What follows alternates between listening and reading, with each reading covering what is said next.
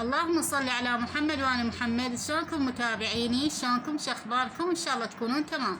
رجعنا لكم فيديو جديد ووصفة جديدة راح نسويها انا وياكم سوية، وان شاء الله راح تعجبكم. وصلتنا اليوم كبة البرغل المقلية. يلا نبدأ بسم الله ونشوف الفيديو سوا. عندي هنا حبة بطاطا كبيرة، يعني البوتيتة قشرتها وسويتها بهذا الشكل وراح اسلقها. هنا أنا حبايبي عندي نص كيلو برغل.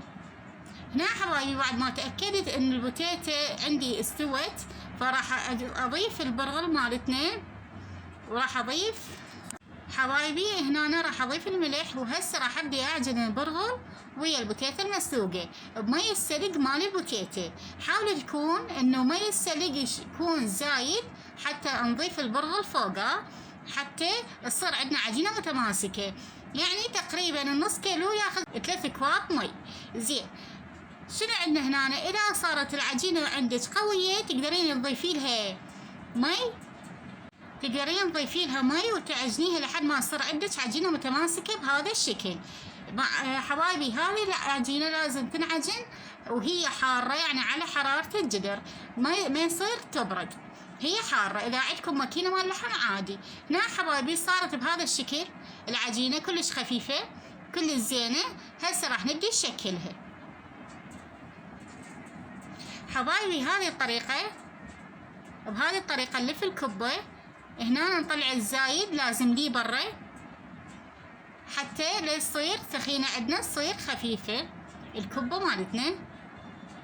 حاولوا ان تطلعون العجين الزايد دي برا، مو تخلونه ببطن الكبة. وبهذا الشكل عندها طريقة اللف مال هذه او طريقتين. عندنا هاي الطريقة الطولانية اللي احنا متعلمين عليها، وعندنا الطريقة الاعتيادية اللي هي دوائر.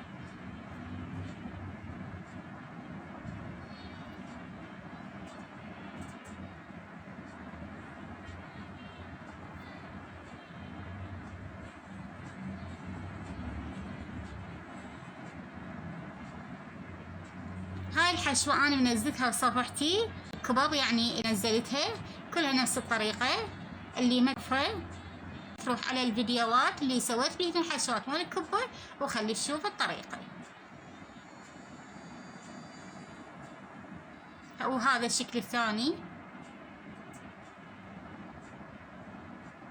عجينة كلش زينة وكلش طرية وكلش طيبة بنفس الوقت. ان شاء الله تجربوها وتشوفوها.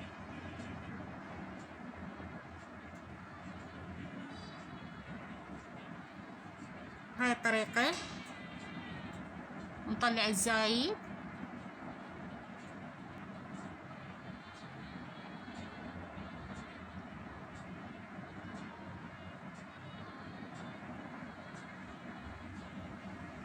وهاي الطريقة سويتها بذاك الفيديو. هاي المرة الثانية اكررها لكم انه هذه النهايات بهذه الطريقة نسويها. اللي تحب هذا الشكل مال الكبة.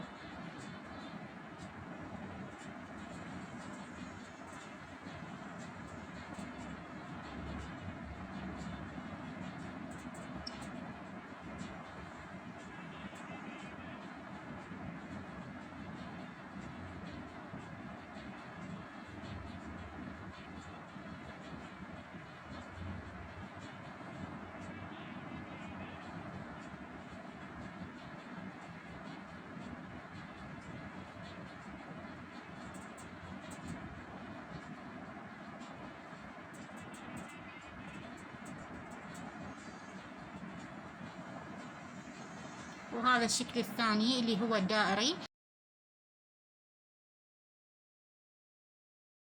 هذا حبايبي هاي الكمية اللي صارت عندنا، ونقدر نفرزها غير ما تريدين تقدرين تفرزيها عادي ما عليها اي شيء.